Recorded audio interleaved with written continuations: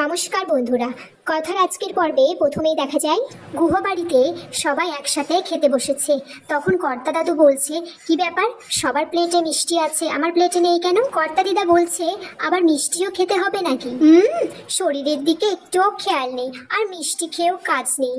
কথা তখন বলছে, ঠিক বলেছ কর্তা দিদা, এই মাসে কিন্তু রক্তের শর্করার পরিমাণ একটু বেশি এসেছে, মিষ্টি খাওয়া যাবে না। কর্তা দাদু বলছে, একদিনে একটু মিষ্টি খেলে তোমার ওই শর্করা কি এমন বেড়ে যাবে?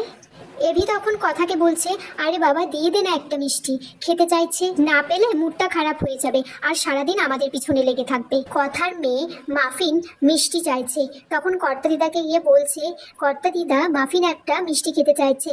কর্তা দিদা বলছে, দিয়ে দাও। জুনি কথার যে আসল মেয়ে তাকে বলছে, আর একটা মিষ্টি নিয়ে আসি তোমার জন্য। ও তখন বলছে, কথা মা বলেছে sugar bad for health. Muffin বলছে, গ্রেট দাদান, আমি এতগুলো খেতে পারবো না। এই বলে সে লুচির মধ্যে লুকিয়ে একটা মিষ্টি দিয়েছে কর্তা দাদুকে। কর্তা দাদু লুকিয়ে তাড়াতাড়ি করে মিষ্টি আর লুচিটা খাচ্ছে। তখন কর্তা দাদা বলছে, কি কাণ্ড দেখো, এইভাবে কেউ লুচি খাই? কর্তা দাদু বলছে, এই বাড়িতে আমার সবচেয়ে ভালো বন্ধু কারা জানো? আমার এই দুই দিদি ভাই। এভি তখন মনে মনে বলছে, তুই সত্যিটা জানিস না কথা, কিন্তু কোনোদিনও যদি জানতে পারিস তাহলে বোঝার চেষ্টা করিস কেন আমি কাজটা করেছিলাম। এভি বাচ্চা দুটোকে স্কুলে নিয়ে যাচ্ছে। তখন বাচ্চা দুটো নিজেদের মধ্যে বলছে, আমি সামনে বসবো। ও বলছে, না আমি সামনে বসবো। এভি বলছে, আরে বাবা সিট তো একটাই, দুজনে সামনে কিভাবে বসবি? কথা তখন বলছে, তোমরা কেউ সামনে বসবে না, সামনে আমি বসবো, কারণ তোমরা কেউ সিট বেল্ট বাঁধতে পারো না।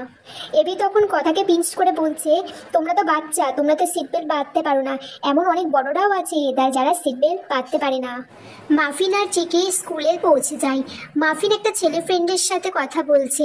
তখন চিকি বলছে, তোর ওর সাথে এত কিসের কথা? কথা মা জানলে কি হবে, বুঝতে পেরেছিস?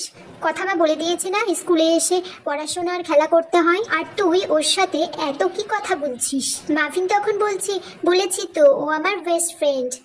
এদিকে চিত্রা স্কুলে ঢুকে সেই বাচ্চা দুটিকে একটা চকলেট ললিপপ দিলে চিকি বলে, এই জুনিমা আর কথা মা বারণ করেছে না, অচেনা কেউ কিছু দিলে আমরা নেব না। চিত্রা তখন বলছে, আমি তো তোমাদের স্কুলে রোজ আসি, আমি তো গ্রানি হই, তাই না? এদিকে রেখা ঋতুকে বলে, এই চাটা বাবাকে দিয়ে এসো না। কর্তা দিদা বলছে, আমরা যে এখানে বসে বসে গল্প করছি, ওদিকে যে দিদি ভাইতে ছুটি হয়ে যাবে। কথা তখন বলছে, কর্তা দিদা কিন্তু ঠিকই বললো, খোঁজ রাখতে হবে, স্কুলে কেউ কিছু দিলে ওরা খেয়ে নেয় না তো, এই জন্য বলেছিলাম খাবারের নাম না রাখতে। কি নাম রেখেছে? মাফিন আর চিকি। চিকি আর মাফিন বাড়ি ফিরে এসে এভিকে বলছে, স্কুলে একটা গ্রানি আমাদের চকলেট দিয়েছিল, সেটা খেয়েছি বলে কথা মা আমাদের বকেছে। কথা এসে বলে, আমি ঠিক জানতাম কিছু হলেই বাবার কাছে এসে নালিশ করবে। আর এই যে তোমরা কি ভেবেছো, বাবা বললে তোমাদের ওইসব খেতে দিয়ে দেবো? Chocolate, pizza, cake?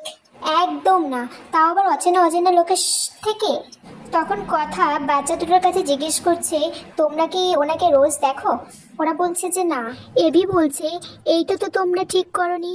মাফিন, চিকি এদিকে এসো, বারবার বলেছি স্ট্রেঞ্জারদের কাছ থেকে কিছু নেবে না। এদিকে সবাই তো পিৎজা পার্টি করতে বসেছে। তখন মাফিন বলছে, এগুলো খাওয়া কিন্তু ঠিক হচ্ছে না, এগুলো আনহেলদি।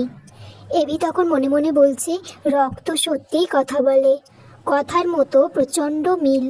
এভি তখন বলছে, আরে বাবা পিৎজা খেতে হয়, আর পিৎজা খাওয়ার সাথে সাথে মায়ের কাছে বকুনিও একটু খেতে হয়। তারপর কথা এসে পিৎজাটা সরিয়ে দেয়। আর এখানেই আজকের পর্ব শেষ হয়ে যায়।